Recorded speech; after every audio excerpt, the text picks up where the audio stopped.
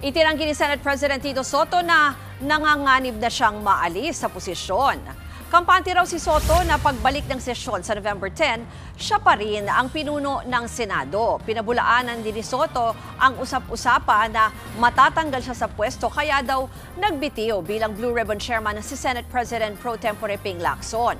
Matatandaang naunang sinabi ni Lacson na dapat maging handa sila sa posibilidad ng pagkalas ng ilang miyembro ng mayorya o kaya'y pagkawala ng Senate presidency kay Soto, oras na bumalik siyang chairman ng Blue Ribbon Committee. Well, as far as we know, everything is stable in the Senate.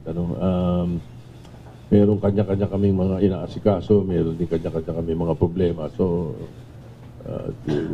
the leadership in the Senate issue is very far as the sequence of events are concerned. Samantala, magpupulong daw ang mga miyembro ng Blue Ribbon Committee para pag-usapan ang pagbabalik ni Lacson.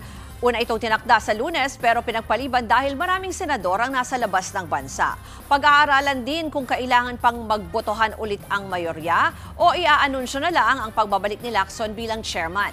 Dagdag pa ni Soto, hindi matatapos sa flood control scandal ang investigasyon ng Blue Ribbon Committee. Napakadami pang dapat tignan na nagiging problema natin sa gobyerno na mukhang medyo ganun din. Like for example, may mga issues sa Department of Agriculture. Mabuti na lang yung Committee on Agriculture, kumikilos na rin.